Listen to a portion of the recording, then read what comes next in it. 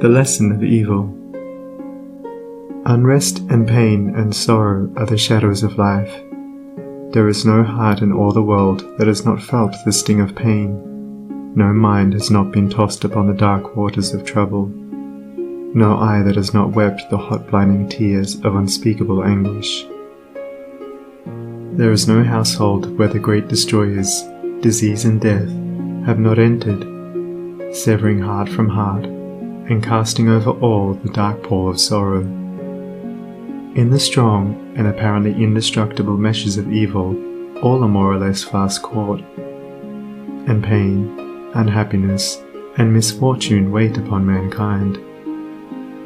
With the object of escaping, or in some way mitigating this overshadowing gloom, men and women rush blindly into innumerable devices, pathways by which they fondly hope to enter into a happiness which will not pass away. Such are the drunkard and the harlot, who revel in sensual excitements. Such is the exclusive aesthete, who shuts himself out from the sorrows of the world, and surrounds himself with enervating luxuries. Such is he who thirsts for wealth or fame, and subordinates all things to the achievement of that object. And such are they who seek consolidation in the performance of religious rites.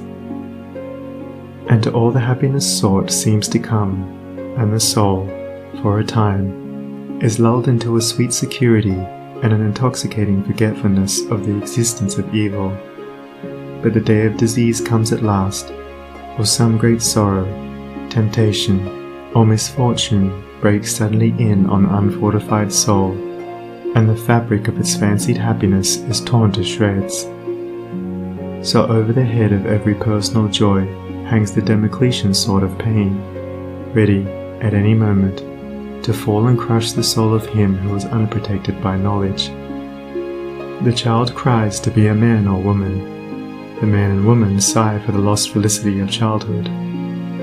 The poor man chafes under the chains of poverty by which he is bound, and the rich man often lives in fear of poverty, or scours the world in search of an elusive shadow he calls happiness.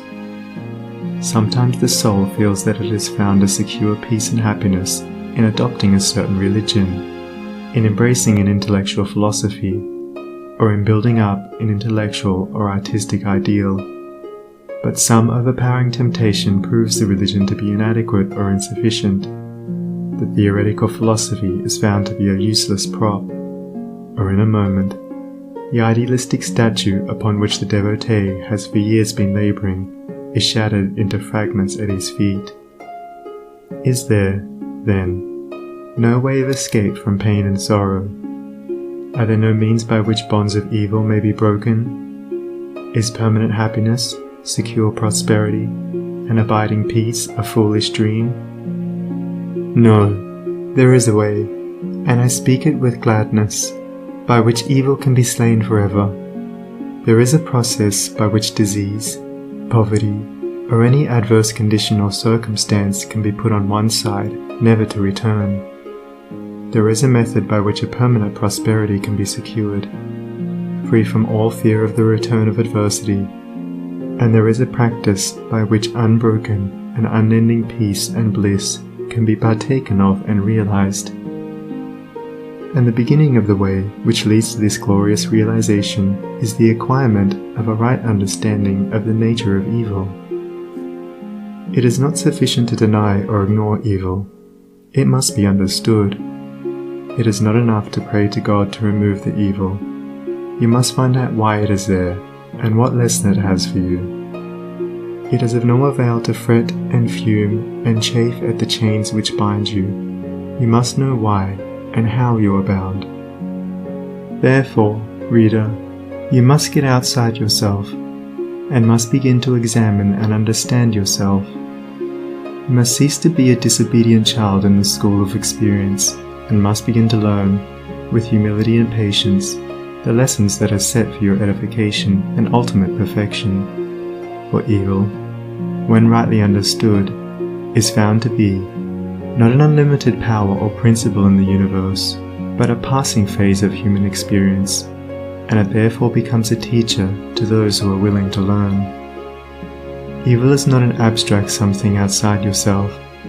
It is an experience in your own heart.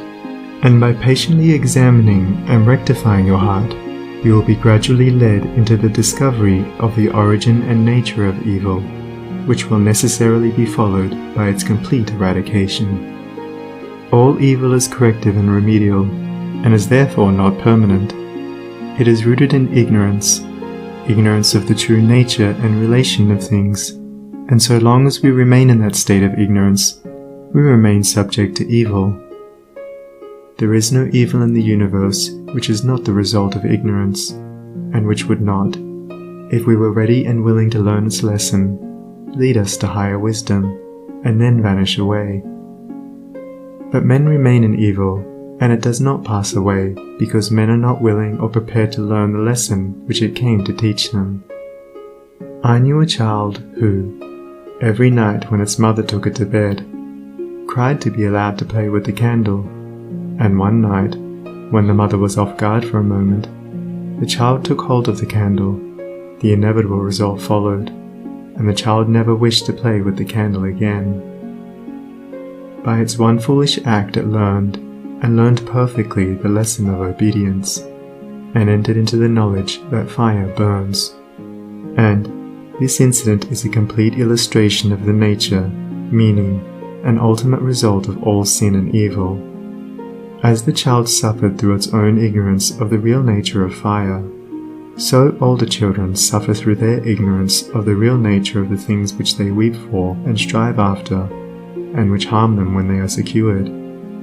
The only difference being that in the latter case, the ignorance and evil are more deeply rooted and obscure. Evil has always been symbolized by darkness, and good by light, and hidden within the symbol is contained the perfect interpretation, the reality.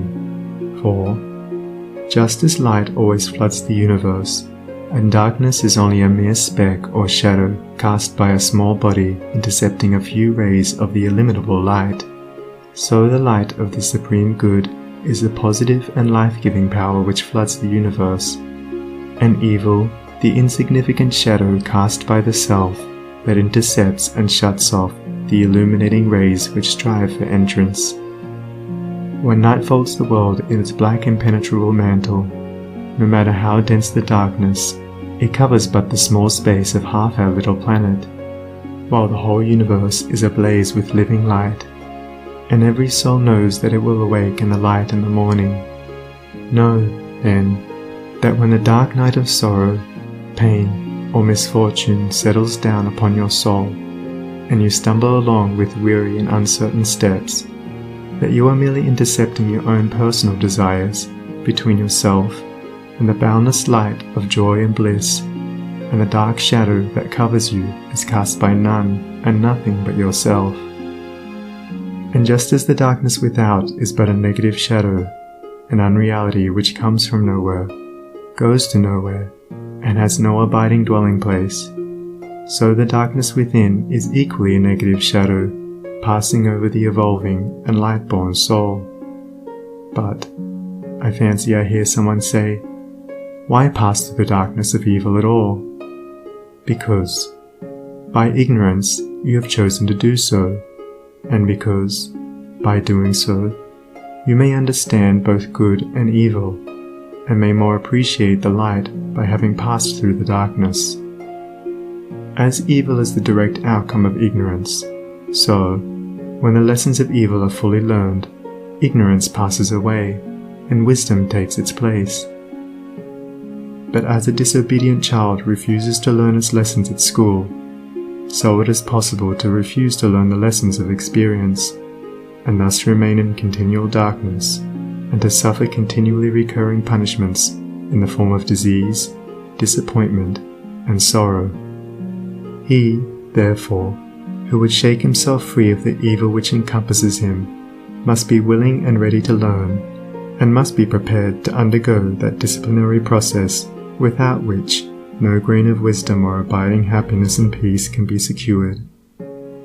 A man may shut himself up in a dark room, and deny that the light exists, but it is everywhere without, and darkness exists only in his own little room. So you may shut out the light of truth, or you may begin to pull down the walls of prejudice, self-seeking, and error which you have built around yourself, and so let in the glorious and omnipresent light.